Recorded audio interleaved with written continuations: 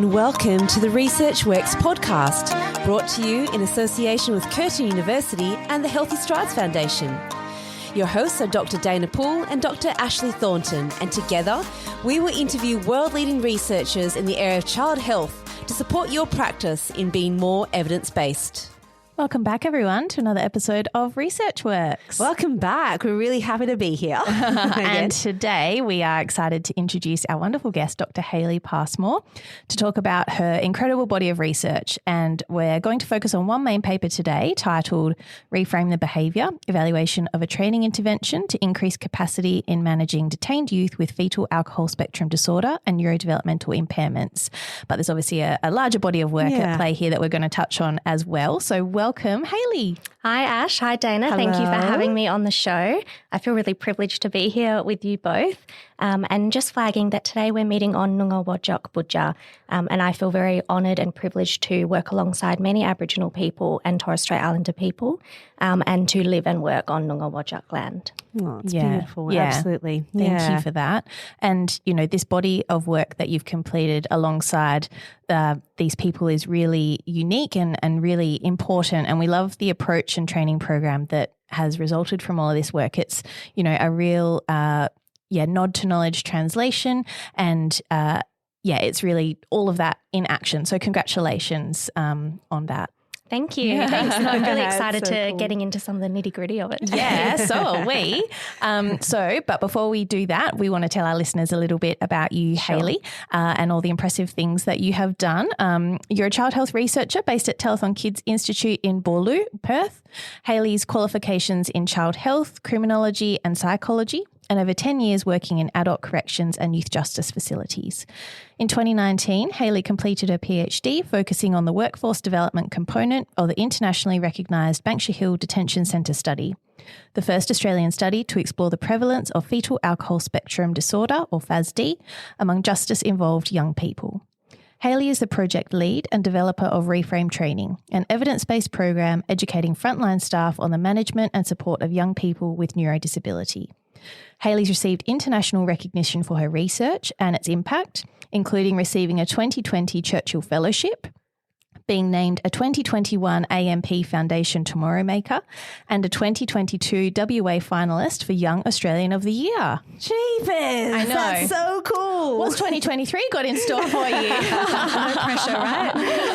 Oh, that's really, really amazing, Hayley. My goodness. I can't wait to just delve into the work that has led to a lot of this as well. And I think once we talk about all this work, I think everyone will understand why there's all this recognition of you in particular. This is a good cue. So, for anyone who's been watching any of the Healthy Strides stories at all, I do need to say our studio is right next to our main clinic, and we are getting some really important and amazing equipment installed, and that'll be finishing today. But you may hear a little bit of drilling, a little bit of hammer work, but look, that's like cool. Like the stuff happening in the background, it's real life. To the ambience of the experience. Let's turn it into a positive. Yeah, absolutely. So just think about all the exciting things that are happening in the background while you're listening to us today. Thanks, everyone. So I think, you know, that obviously highlights our impressive ability to multitask. But Absolutely. our icebreaker question for today, Hayley, is, as well as multitasking, what's one important skill that you think every person should have? Well, I don't think people need to be good at this skill necessarily, but I think everyone should be able to dance. In whatever way that looks like for them, in however that feels, just to feel movement in their body and to listen to music and respond to that. I think it brings so much joy. Absolutely. I think that's the perfect answer. Such a good answer. Yeah. I love that, Well, Hayley. that's what I do in my spare time. I love to dance, so that's what I've got. Yeah. Oh, that's a really good one. Yes. Gosh, I wish I came up with that. Mine's the one that comes to mind doesn't sound as cool, but it's important. And for me, it's knowing how to season your food properly. Yep. You know, like, as you all know, I love food. So clearly seasoning is an important part of that and bringing all the flavors out. And when you have food that's not well seasoned, it makes you feel sad. So yeah, that's my thing. That's a really good one. What about you, Ash? Well, one important skill I felt like I should have had a couple of weeks ago was being able to change a tyre. But I don't think everyone needs to have that skill. I think you just need to. It's a pretty good skill, though. Yeah. If you don't have that skill, you should at least have someone around you who has that skill. Yeah. But mine would be, I'm going to go a bit Brene Brown here and say that empathy. I think that's, if we can, the world would be a much better place if everyone had a little bit more empathy. That's so true, and I want people to season their food. Oh my gosh. No, I love that, I think that's still very important. Well, then you make people happy, and then, it just keeps passing on, exactly, maybe. Yeah, keeps the world seasoning keeps the world turning. Don't worry about that. No, but I love that answer. It's really cool. All right, well, while we don't have any drilling in the background, let's get into today's paper. All right. So this is the first study to develop, implement and evaluate a training intervention for a youth detention centre workforce. The aim of the Reframe the Behaviour training was to improve the knowledge and change practice behaviours regarding the management of young people with fetal alcohol spectrum disorder and other neurodevelopmental impairments involved in the justice system. Reframe the Behaviour intervention was developed following extensive consultation within the workforce and with 109 custodial workforce staff members completing pre- and post-intervention surveys. Results indicated that the intervention improved the knowledge and attitudes of detention centre workforce, promoting practice changes and the most appropriate management of young people with FASD or neurodevelopmental impairments.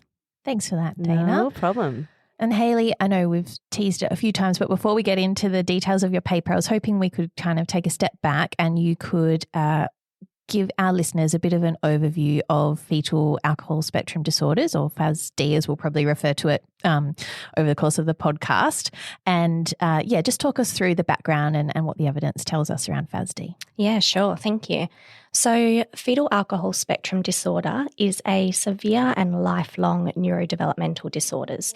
So there might be other neurodevelopmental disorders that people are more familiar with. Mm-hmm. We have autism spectrum disorder, ADHD, intellectual disability, language disorder, and a range of other neurodevelopmental disorders. But fetal alcohol spectrum disorder is different in a number of ways, but mainly in that it is caused by being exposed to alcohol during pregnancy. Mm-hmm. So we do know that alcohol is a teratogen. It does cross the placenta, and because the fetus has underdeveloped organs, it can sit in that fetus's blood for a longer period of time and at higher blood alcohol content as well. So it definitely does, it can affect fetal development, and it's certainly why we spread the message that there is no known safe amount to drink during pregnancy. Mm-hmm. There's also no known safe time to drink during pregnancy. Wow.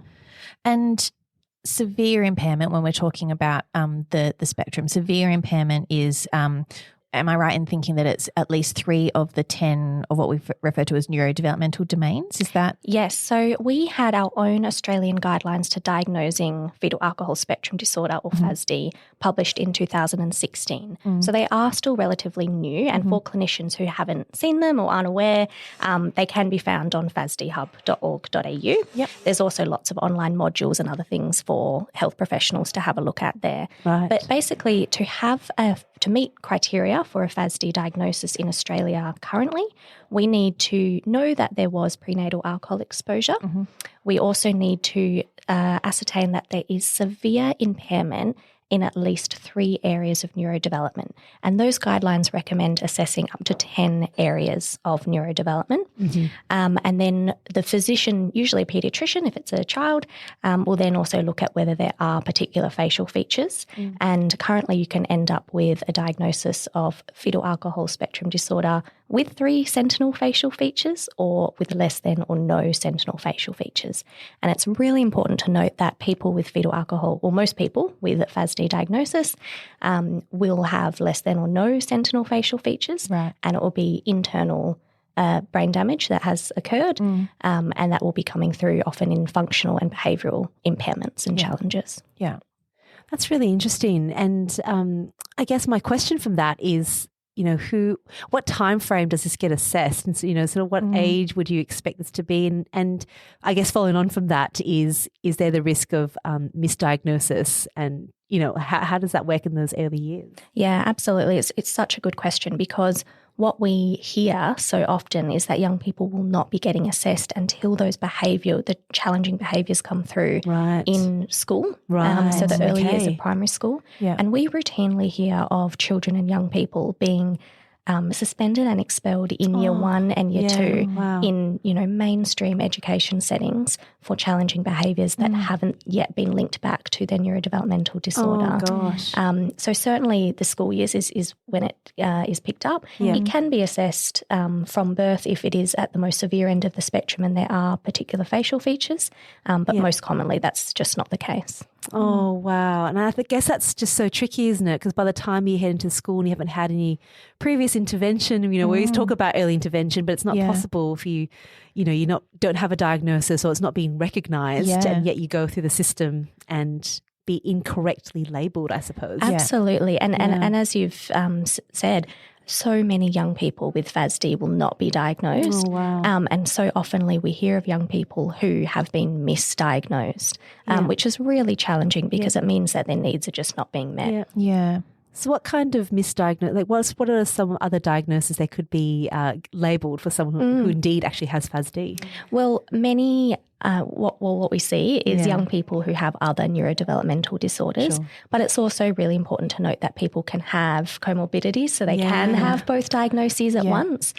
We also see lots of mental health diagnoses, so conduct disorder, oppositional defiant disorder as well, which can coexist, but it could also be a misdiagnosis as well. So really important to do a comprehensive assessment of young people's functioning. Yeah, sure. Yeah, and the neurodevelopmental domains that you would typically look at assessing, I know we talked about, having impairment in 3 of the 10 domains. Could you talk us through what those domains actually are? Yeah, absolutely. So we have memory, we have attention and sensory processing, we have academic achievement, cognition, so our processing speed, our general intelligence. We have executive functioning, so our understanding of cause and effect, decision-making, higher-level thinking skills. We have motor skills, so fine motor, gross motor, visual motor integration. We have language and communication, which is a really important one. We've got 3 left, so brain structure and neurology, so the size and the shape of the brain. I'm drawing a blank on the last 2, listing them off on my fingers. Yeah, no, you're doing really well. Oh my gosh. Did we touch on affect regulation? No, so affect regulation, absolutely. So about someone's mood and ability to regulate that. And the 10th, testing my memory. You call it adaptive function? Adaptive function. Thank you. Thanks, Dana. That's right. So independent living skills and social skills. Right. You'd think after many years in this area I'd be able to list all 10 off. Oh my gosh. I was impressed. As you were listing, I'm like, whoa, mouth wide open. But what you can see is that when we assess those 10 areas, we have a pretty good understanding of where a young person or a child is functioning. Absolutely. So what are their strengths? What are they really strong in? What are their challenges and difficulties, and where might they need support? So it is quite a comprehensive and holistic assessment, and it often goes alongside a really comprehensive physiological health check as well, to look at whether there are other diagnoses that could be happening, what else needs to be ruled out, and other physiological things that could be going on for the young person. And you can see when you look at those domains why school might be the stimulus to start having some of those conversations, given that, these domains that we're talking about must have such a huge impact on education and schooling as well, obviously, as well as all of the other, aspects of their lives, but must make school a really challenging environment for these children. Absolutely, it does. And I think the most important part is when their needs are not understood, it makes it so much more challenging. So it's really important that their circle of care, whether that is teachers, families, other programs and services that they're involved in, they really need to understand the needs of the young people for them to then be able to succeed and have the best chance at success. Yeah.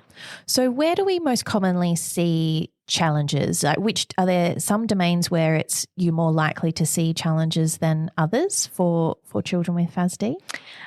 It is such a broad spectrum, so we can see young people with challenges across all of those 10 areas and any combination of those 10 areas. Right.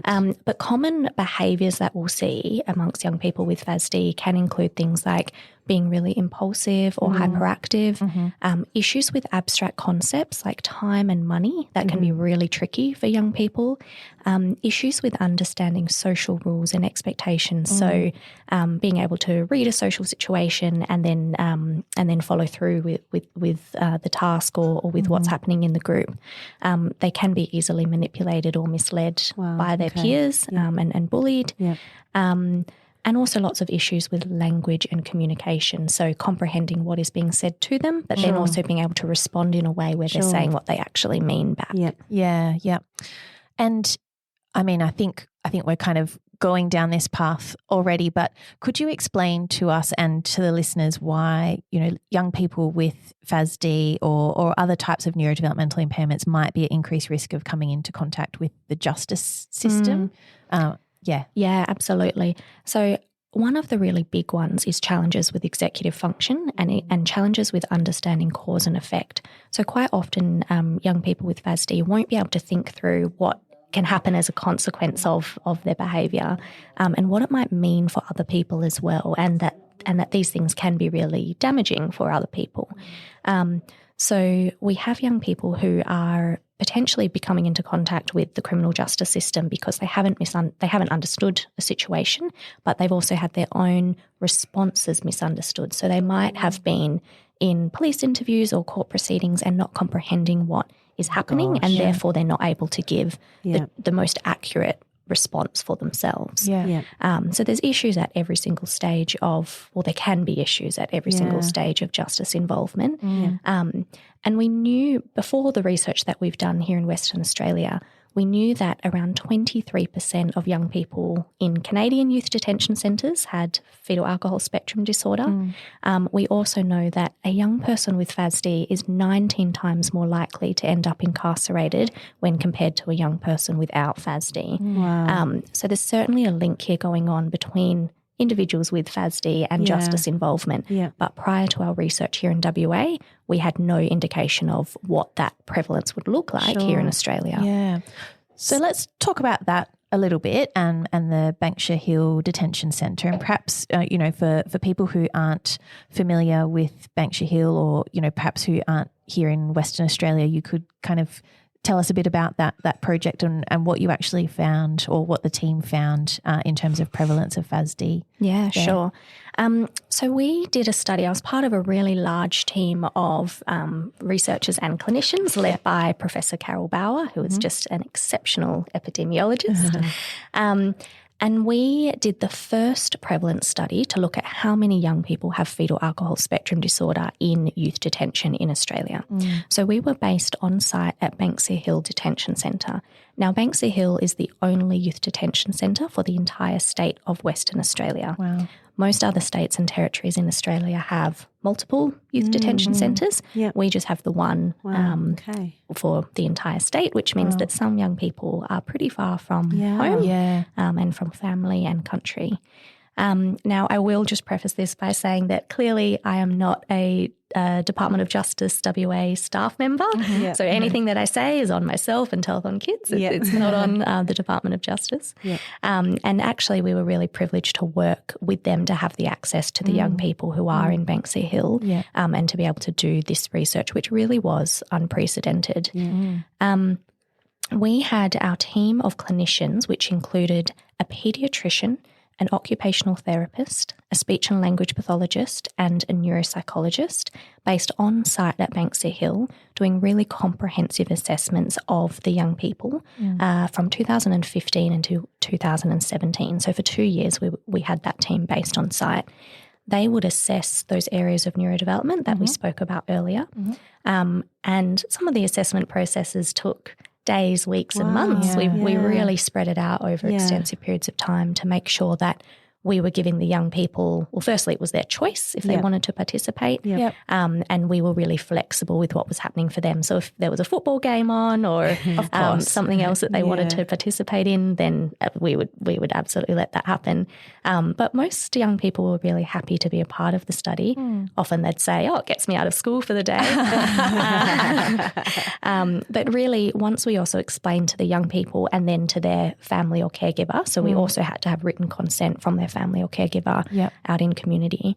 Once we explain to them that what we're looking at is seeing how the young people's brains are functioning, what they're strong in and what they might need support in, the families and the young people were actually mostly really happy to participate and really happy to get more of an understanding of what's going on for their young person. Yeah. And could you talk us through the largest finding around prevalence of FASD within the detention centre? Yeah. So over those 2 years, we invited 166 young people to participate, and we were able to get written assent and consent for 113 kids, and 99 underwent the entire assessment process, so all 4 clinicians. I will also flag that we worked really closely with interpreters from the Aboriginal Languages Interpreting Service of Western Australia to make sure that young people were assessed in their first language, so that none of the impairments found were because of language as English as an additional language. And actually, language difference is such a strength that it should be fostered and encouraged. Absolutely. But it can make things complicated when we're talking about systems that function in standard Australian English. So what we found is that of that 99, we diagnosed 36% of young people with fetal alcohol spectrum disorder. So because our N is 99, that also equals 36 young people. That is now the highest known amount of FASD to ever be found in a justice setting worldwide. And of that 36, only 2 had a previous diagnosis of FASD. My goodness. And both of those diagnoses were only because of previous research participation, not any routine assessment or diagnostic process. That 36% is also likely an underestimate. So there were a number of young people that we weren't able to collect all information for, so it is likely higher than 36%. What sort of age, when we're talking about youth, so I guess what was the age range that this involved of people that you had then had the diagnosis of FASD? So at Banksia Hill, they have young people who are 10 years old until 18. So here in Australia, we have one of the youngest ages of criminal responsibility. But there's also young people at Banksia who are sentenced versus young people who are on remand. Now, what that means is they're at different stages of their involvement in the justice system. And there's also different legislation about what that means the young people can be involved in terms of educational programs, therapeutic programs, etc. We were only allowed to assess young people who were sentenced, which meant that the youngest that we saw was 13 years old, up until 17 years and 11 months. And the average age of young people in our study was 16 years old. Wow. I mean, I guess that in itself, in terms of the prevalence, really signifies why it's so important to improve the capacity of people to understand these challenges and therefore how we can support these young people within all facets of life, really. So I guess that's really...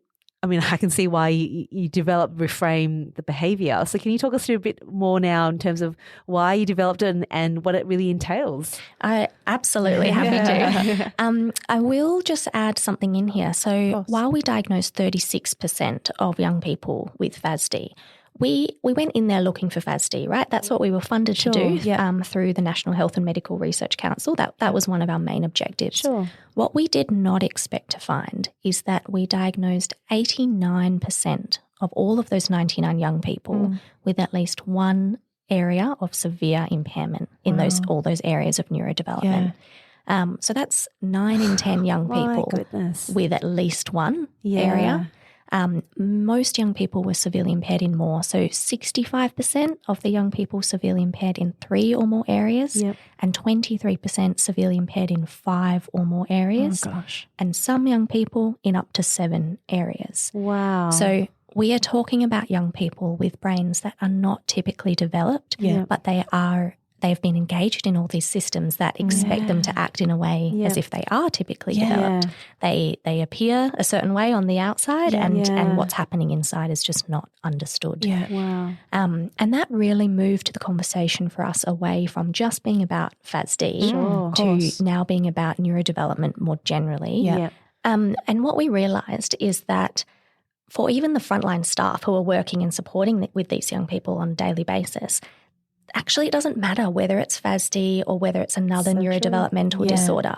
For them, what matters is the behaviours that they're seeing and the challenges that they're seeing for the young people and how they can support them. So we quickly realised that it's not all about FASD, but actually it's all about functionality of the young people. And while, of course, diagnosis and labels are incredibly important for access to support services, sometimes they don't actually mean what we might be thinking in a health model that they mean out on the ground. Yeah. And, you know, for the people working with these youth in the justice system, that's not part of their regular training, is it? It's not something that they have a lot of experience in, you know, looking at, you know, neurodevelopmental impairments. So I imagine that this training really kind of meets a need or fills a gap that might have been there prior. Yeah. So this is a workforce that has not had routine access to disability training, even extensive behaviour management training in the way that we would hope when we're looking at supporting positive behaviours. And this is something that I really found out through my consultation with the workforce. So I was given access from the Department of Justice to shadow custodial officers at Banksia Hill for their full 12-hour days for a period of 7 months, right at the beginning of what at the time was my PhD and the project. And this really shaped the approach that we all took to engaging with the workforce and with the young people, and also to the development of any training resources, which is now called Reframe training. So in that time, I spent a lot of time in conversation with the staff, getting to know what a daily basis can look like, what they're engaging with the young people in terms of behaviours, and what are barriers and enablers that exist in the system that can support or hinder different behaviour management strategies. And it's through this process that I found out a lot about what the staff would be receptive to in terms of training, and potentially what would not be helpful as well. I then followed on from this consultation period by doing a whole of workforce survey to again look at what they know about neurodevelopmental disorders and what they would like to know. And then I did qualitative interviews with the staff to really unpack that in a bit more detail, and then also with the young people to look at what do they think works in terms of behaviour management, and what do they find really helpful in that setting. So a lot of information came into the development of the training from the young people, from the staff, and then, of course, from our clinical team, from the extensive reports that they produced for all of those young people going through our study. Gosh, it's really quite incredible. And I think, you know, what you said before as well, you know, we might in a health system, we look at diagnoses and that tells us a certain amount, I suppose. But what people see, you know, out in the real world is you know, the functional impact of what that actually means. So I love that the training is really around all these different areas. And I suppose I want to highlight Table 2. So really do have a look at this paper. And Table 2 is something that really stands out to me in terms of the content of the training and all the videos that were put together for it. So can you just talk us through a little bit about the videos and the content that was put into that? Because that really is an incredible piece of work. Oh, thank you. I really can't take credit for it. It's a huge team effort, and also a lot of it comes directly from that frontline workforce who are, you know, doing this on a daily basis, often with very little training and very little resource. So when I was doing that consultation with the workforce, they were pretty adamant about the way in which any training should be delivered. So I learned quite quickly that they were no longer receptive to online modules. Which is challenging because that's something that our stakeholders wanted us to develop, so that post the research there would be an online module that they could continue with without from a sustainability perspective. Absolutely. But the workforce told me they need something that is practical and immersive and really tangible for them to understand in an easy way. And it doesn't just rely on expert knowledge, but actually also incorporates their expertise because they are the ones managing and supporting these kids on a regular basis. Such an important point. Yeah, absolutely. So from this, I was thinking, how are we going to develop training resources that meet the needs of our stakeholders, but also meet the needs of our frontline workers who are the end users and the consumers of what will be whatever training resources we end up with. So we came up with the idea of developing using film. So we filmed 9 videos that were shot on site at Banksia Hill Detention Centre. Yep. The first is a short film which shows the day in the life of a young person with unrecognised neurodevelopmental impairment. It could be FASD, it could be a range of other things, and the struggles that might happen for him on a daily basis that staff may or may not be aware of. Then there are 8 different documentary episodes. They all go for about 6 minutes each, and they go through 8 different areas of neurodevelopment and what it looks like in terms of behaviours if someone is struggling in this area, and then strategies that frontline staff can use to support it. So it's a really practical, and it's just focusing on that one area of neurodevelopment at a time. And again, these can be impairments that are relevant to people with FASD, but also a range of other neurodevelopmental disorders, but also just everyone in general. We're all so different, and the way that we're processing information and processing the world is so different from one another. We all have strengths and difficulties, and these strategies aren't going to be harmful if we're not meeting severe impairment in a particular area, but they can be helpful for everyone to just comprehend the world and hopefully be more of being on the same page together. Yeah. So the videos, were they something that the staff watched together, or did they kind of go away and watch them in their own time and work their way through them? How did that work from a practical sense? So Reframe involves face-to-face workshops. So the workshops involve a little bit of information at the start about neurodisability and fetal alcohol spectrum disorder, but most of the sessions revolve around each of those areas of neurodevelopment and watching those videos. And we have lots of small group and large group discussions to really contextualise that information for the workforce. There's also so much peer-to-peer interaction and learning that goes on because I'm so aware as a child health researcher, there's only so much that I can bring to the table. There's so much expertise in the room that they can learn from one another. And quite often I'll see in a Reframe workshop one person going, oh, I've tried this in my office and it's worked really well. Have you tried that?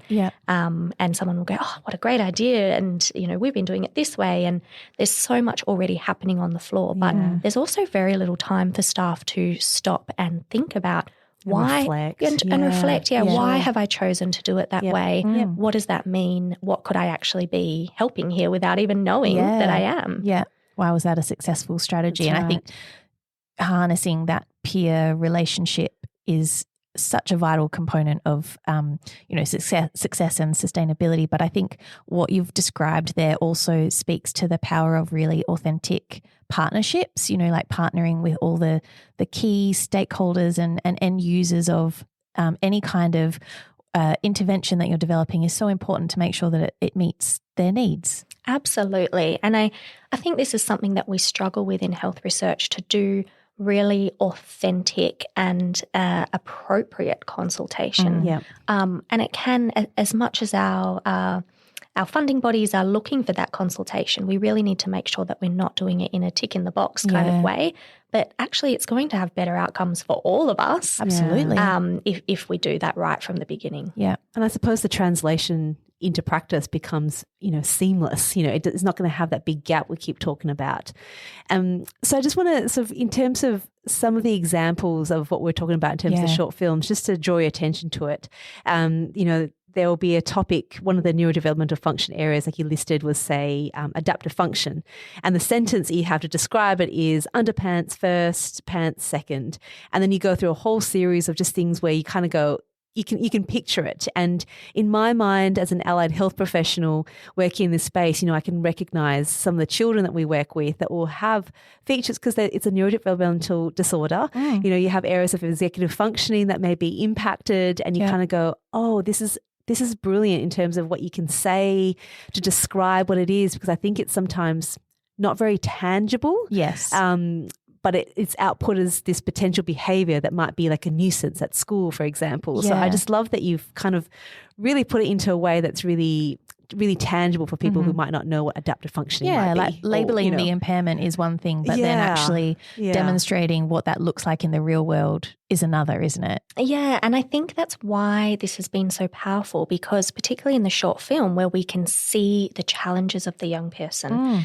So there's one scene where he's in the classroom and there's lots of things that are overstimulating. There's lots of different lights and sounds and things going on, and he's just really having trouble concentrating. Wow. And quite often when I play that short film, particularly to politicians or decision makers, I will turn the volume up so loud to make it quite uncomfortable as the viewer to watch that. Yeah. Because if we can't be uncomfortable for, the 6 minutes of the short film, how can we even begin to comprehend what it's like for a young person who might be experiencing the world like this on a regular basis? Now, the underpants first, pants second. I can't take credit for that. That was our wonderful paediatrician, Raywyn Much, who coined that phrase. And I do think she has a wonderful way, but many of the team I worked with have beautiful ways of making things easy to understand, either as narratives or as really tangible descriptions of challenges, rather than these kind of concepts that can be really difficult for frontline staff to get their head around. Because at the end of the day, that's where a lot of the interactions might happen. With the health professional, you might have an appointment and then you go out again into the world, and it's it's the teachers, it's the community that we need to be able to empower and support. And in this case, obviously, you did it with this workforce. Yeah. So my question from there is there applicability from this sort of work into other kind of settings like schools or, in other, in the community, for example? Yeah. It's such an important point. So I'll just tell you a little bit about where we're at with Reframe at the moment to answer that. Yeah, okay, sure. So since we piloted it and evaluated it with the Banksia Hill workforce in 2018, we have now had requests from every single youth justice agency around Australia to access Reframe. Yep. And we've already delivered it in Northern Territory, in Dondale Youth Detention Centre and to several other legal and social workforces up there. Yep. We are heading to Queensland soon and South Australia soon to do the same thing. So there's lots of interest, which is great. But outside of youth justice, we've had interest from adult corrections and community justice as well, police as well, which has been really interested. And then a lot of education professionals and organisations in the education field as well.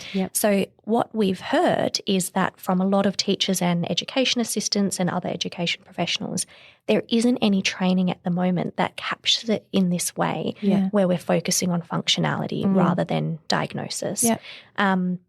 And also that's really practical and focuses on those support strategies. So we have delivered it to a number of primary and secondary schools, and we have hopefully some projects in the works to be able to adapt it from the justice setting for the education workforce specifically. Yeah, that sounds like a really key thing to be able to do. Like I'm thinking back to the start when you were saying, these youth when, back when they were children entering the education system, getting suspended or expelled in year 1 or 2, if this kind of training seems like it could really change that trajectory for a lot of these children and hopefully start to make, a more positive impact on their life. Yeah, I agree with that, but I think training alone is not enough. No. Of course, we need access to assessments, comprehensive neurodevelopmental and wellbeing assessments early on. I think that's something that then can really make sure that we have evidence-based early interventions happening. Yeah. But I do think even getting those assessments happening with appropriate referral pathways relies on knowledge and understanding. So, of course, training goes hand in hand with that. Gosh, that was great. Yeah. Thank you so much. I think the opportunity to be able to ask you these questions and, when you read the paper, it's very comprehensive, but to actually hear you talk it through in terms of the whole journey is wonderful. And I think it's so great for our listeners to know about this work. Yeah. And there's so many applicabilities, to this, into everything that we do. Yes. So I really just want to thank you so much for your time. Thank you for being part of this. And remember, to all of our listeners, if you need access to the paper, so we will put the paper link on our website, researchworks.net, as well as a link to a lot of the work that Hayley does on Reframe training as well, if you're interested in that. Remember the CPD form that you can fill out as well if you want to be able to keep this as a part of a record of your CPD requirements. But for now, we've run out of time, unfortunately, but we can definitely talk for so much longer, as you can tell. So, yes, thank you so much, Hayley. Thanks for being here. Thanks, Dana. Thanks, Ash. It's a pleasure. Thank you so much. Absolutely loved it. And to all of our listeners, we will talk to you again next week.